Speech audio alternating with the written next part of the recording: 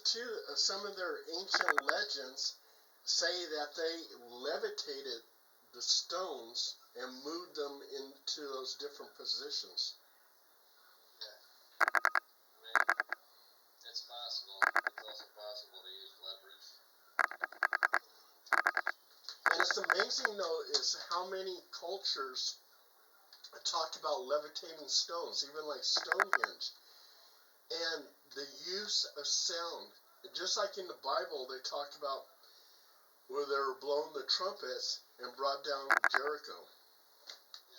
Yeah. And scientists say if you can master sound, you can do a lot of stuff with it. You can actually levitate stuff. Yeah. Isn't there a story? One of the who was the Greek philosopher that lived in Sicily? Oh, I know who you're talking about, but I can't think of his name right now. Was it Homer?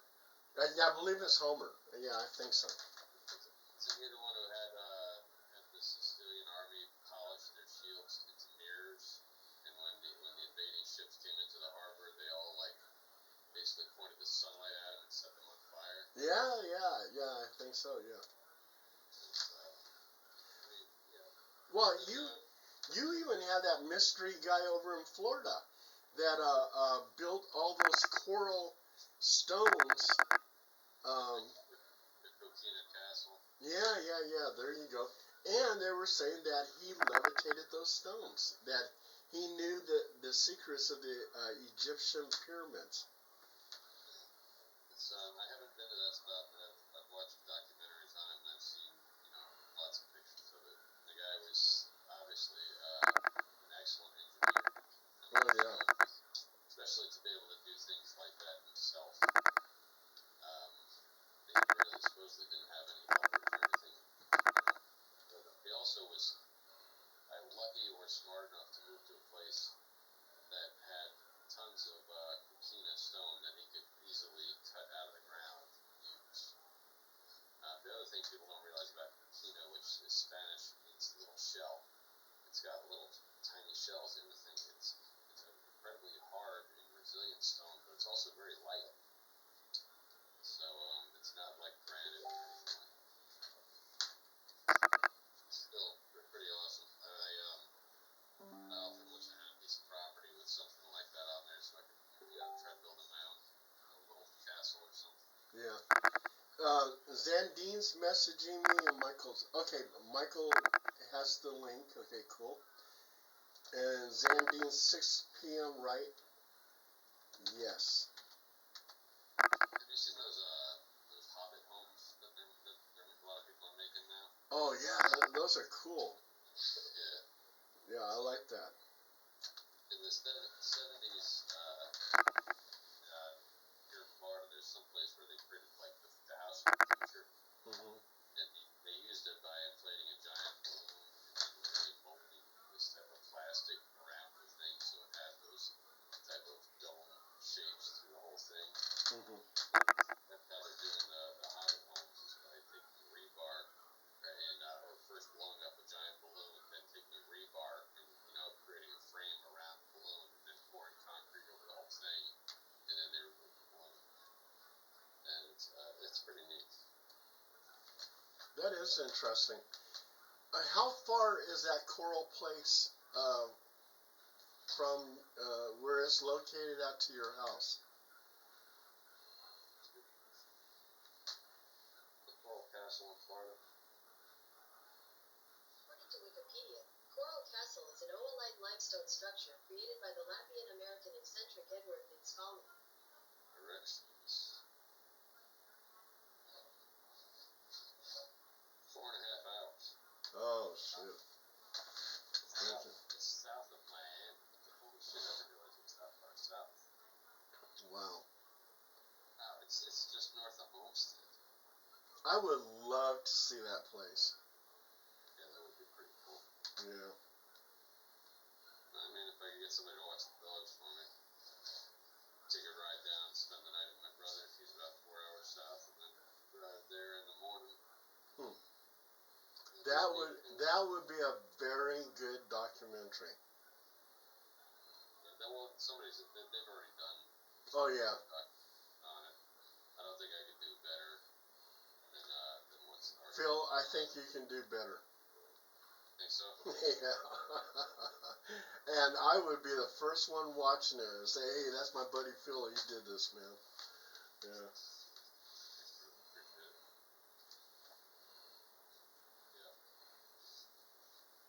Yeah, it's tough. I've seen a lot of things that got a good doc, and then I watched somebody else's. I'm like, oh, they already did a pretty good job on it. It's hard to top that one. Oh yeah.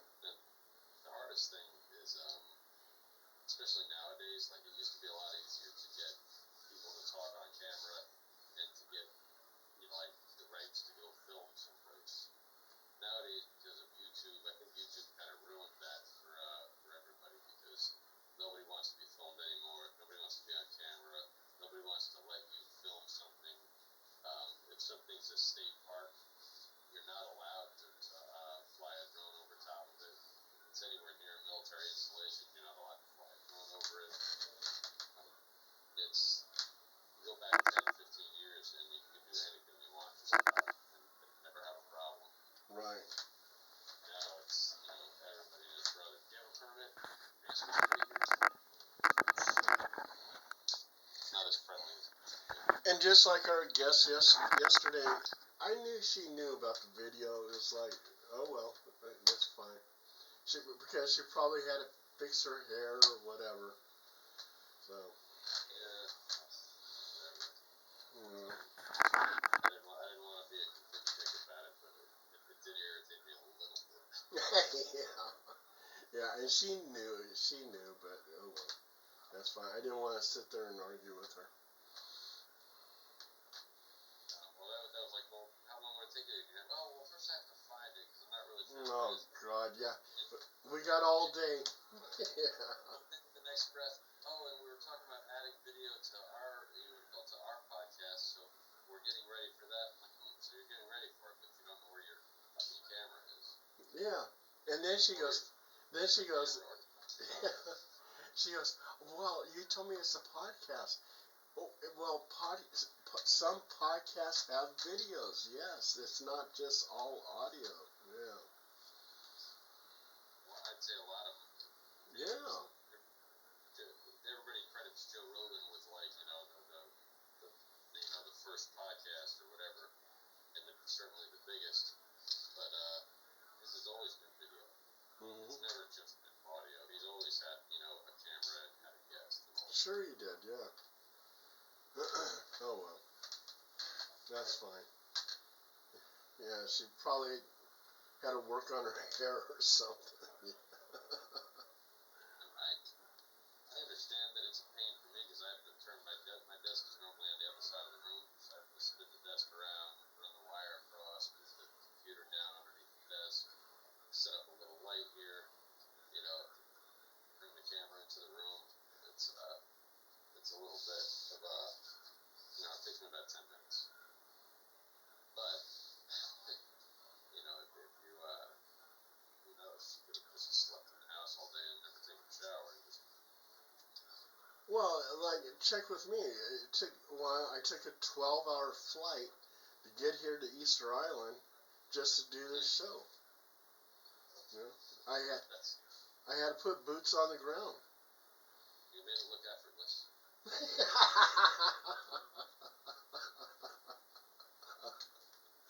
And you see the sun's going down, so. You see, I hear about those bombs that the pagers and the Yeah. I hate to feel like there's a German word called Schadenfreude or Schadenfreude, which means finding pleasure in the discomfort of others or the suffering of others. Mm-hmm. But I'm definitely getting that feeling every time I read those reports because I hate fucking terrorists anyway. And and I hate the one-sided bullshit nature of the way everything's being covered. It's like, wait a minute, was just a month or two ago when they went into Israel, murdered a bunch of people, kidnapped a bunch of people, Mm-hmm. and started this whole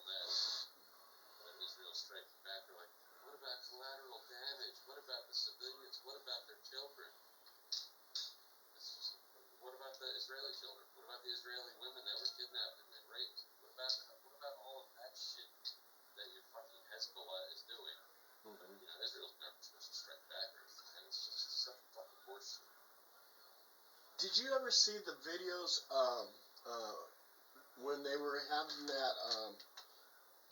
that big party in the desert in Israel, and the Hamas were flying in on hang gliders, and they show the people dancing. They show some ladies there just really getting into the music and just having a lot of fun, and right behind them was death waiting for them.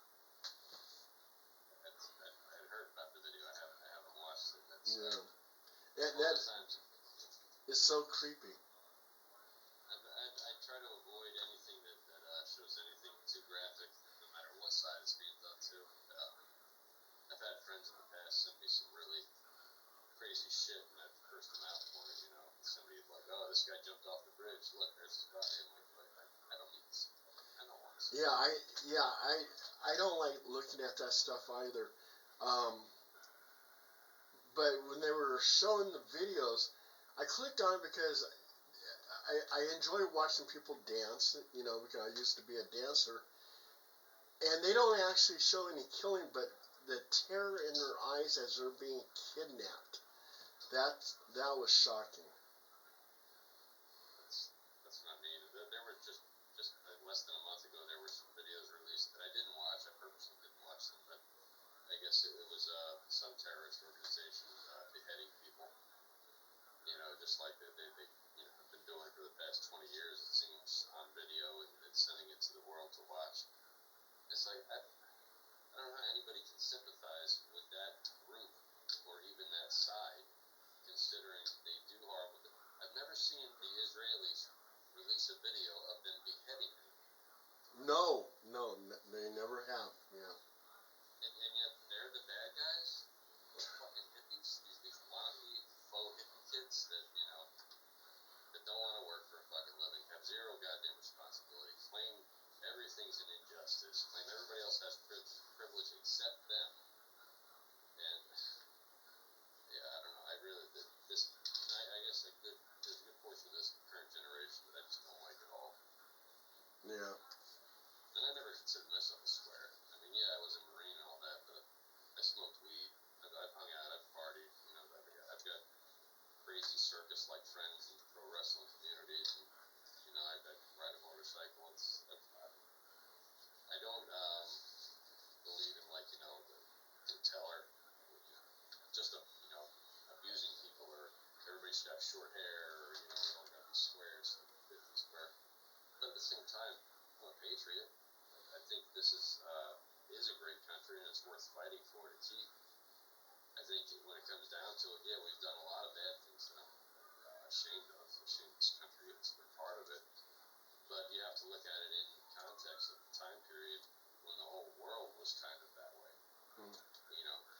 The difference is that we're actually making amends and growing, whereas these assholes are still beheading people, and only now they're doing it on camera and sending it to everybody.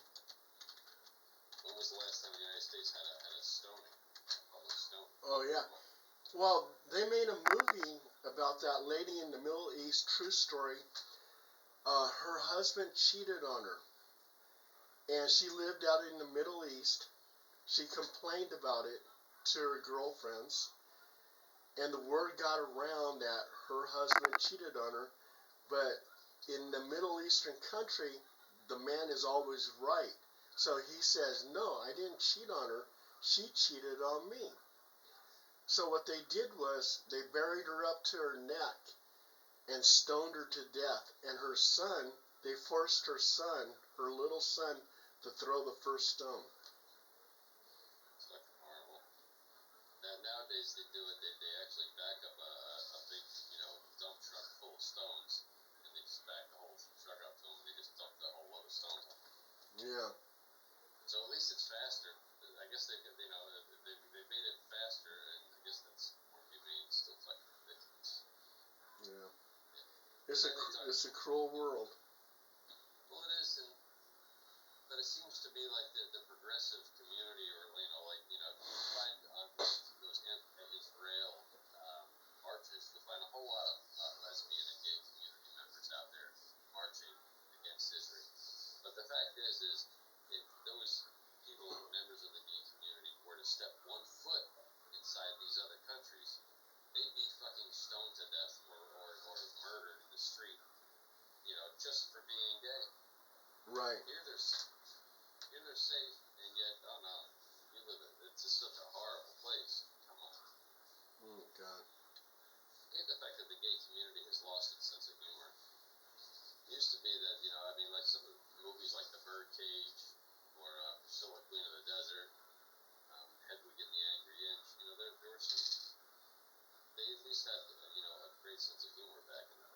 Rocky Horror Story. Yeah, Rocky Horror Picture Show.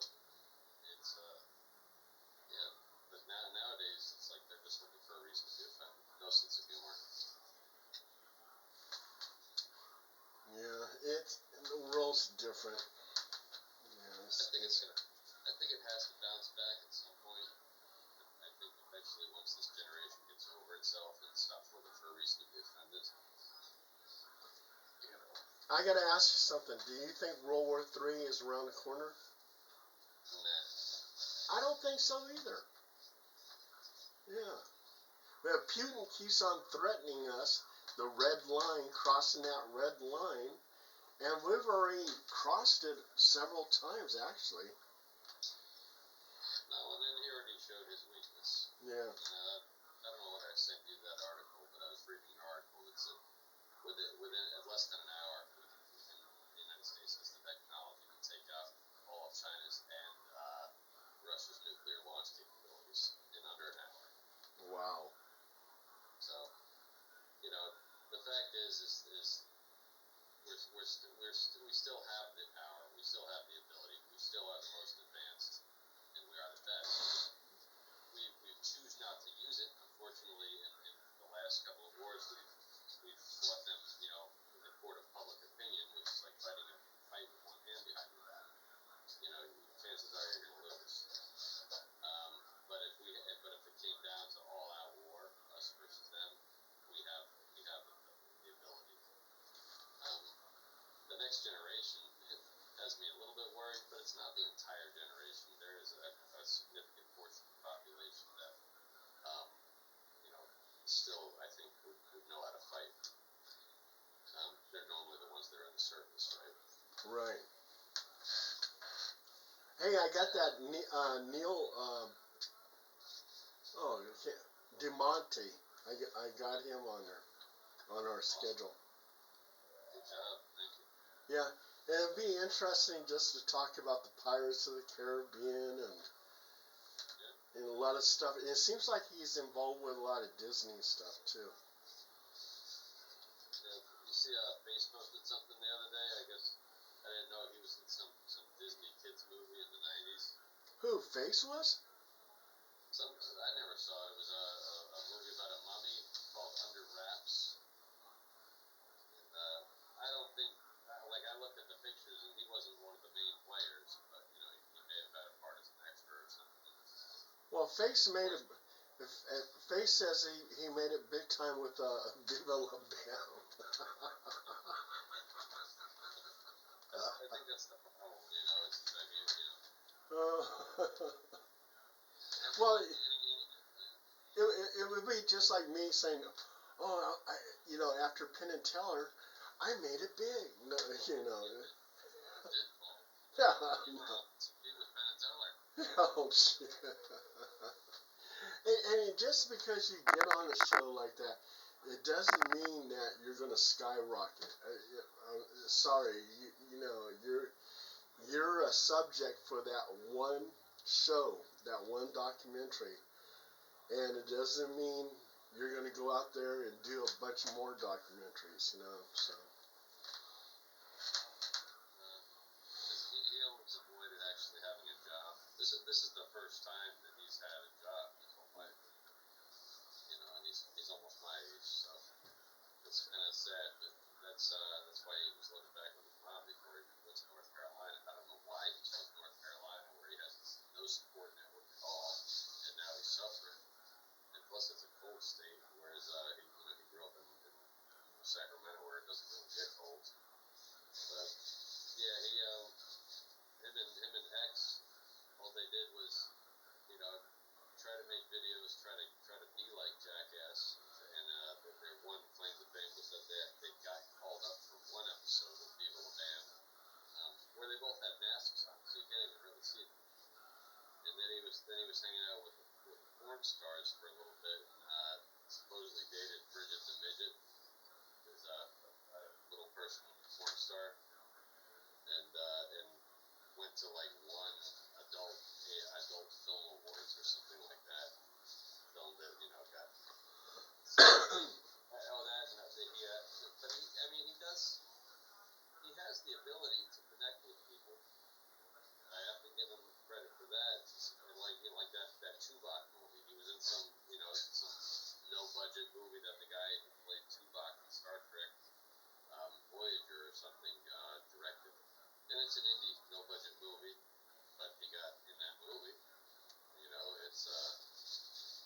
does, he he has put himself out there, and even when we were doing the sanitarium, he managed to get a few, lower level celebrities, that have done certain things on the show. So he almost reminds me of Cartman from South Park, Mm-hmm. where like he has the ability to actually make things happen, but he never has the either the luck or the follow through or the tenacity to keep it going and make something happen. Right. It's like as soon as it starts to not work out or it's gets difficult at all, well, he's over it and then he's depressed and then he's on to the next thing. Well, you know who's going through that right now is William Steele. Uh, he did that documentary, Inmates to Roommates, Yeah. and he's pushing for stardom. And he's looking towards being a Class A actor or whatever, but he hasn't tasted the bitterness of defeat with that stuff, so. If you're at all serious about it, you have to basically sell everything you own and move to Los Angeles. Right. And start going on cattle calls, beg and plead and try to get an agent. Mm-hmm. He should be trying to get on like Dancing with the Stars or but basically volunteering to get his face out there on anything he possibly can, as much as he possibly can. And that's, I guess, in some ways, that's why I never did anything like that, because I knew the reality of it is that I could never afford to live in Los Angeles. Why? I had a kid that I had to take care of and raise and put through school and all that shit. So, and I didn't know anybody. I didn't have any relatives in California, let alone anywhere near Los Angeles. So I wasn't prepared to go couch surfing and or live on the street basically without my car, because LA is crazy expensive, and it always has been. It's never been easy to live in Los Angeles. And yeah, and I lived in Orange County because right after my 205 hours disco dancing, I went down to Hollywood to try to make it into films. Yeah. And when I realized that I was not going to become a big movie star, I was driving home back to Sacramento, and that song came on. Um, uh, God, I'm leaving on the midnight train to Georgia, leaving on, going back to find a simpler place. Anyway, the dude had went to Hollywood and didn't make it, so he's going back to Georgia. and I'm driving the car.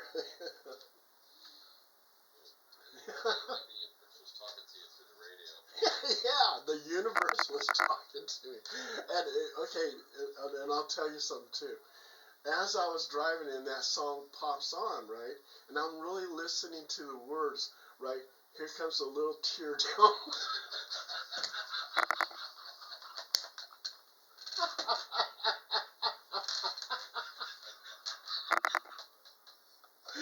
And that is no lie. Oh my God. Try to control that. The amount of effort that you have to put in. Oh yeah. I mean, when I went down to LA, okay, so I got as an extra dancer in Roller Boogie in Skate Town, USA. Gong Show turned me down because they said my act wasn't funny enough. American Bandstand turned me down because they said I was too old. So the only thing I did was, and I did a commercial. That movie, Thank God It's Friday, the nightclub where it was supposedly filmed at, I did a commercial for that nightclub. So that's the only thing I did was the commercial, Roller Boogie, and Skate Town, USA. And that was it. And that as an extra. I mean, and you have to really be paying attention to the film to even see me. There's the reason why, like, most people don't realize they think there's that dream of, I'm just gonna hop a bus to Los Angeles and I'll get discovered, and that's gonna be where it goes. It's like, no. If you look at Arnold Schwarzenegger bike, for example, he had already won Mr. Universe before he ever stepped foot in California. And then Joe Weider brought him there, and then him and his buddy Franco, his training partner, they pooled their money together and they started selling supplements because they started getting the pictures in the magazines. So they started selling supplements. The money they made from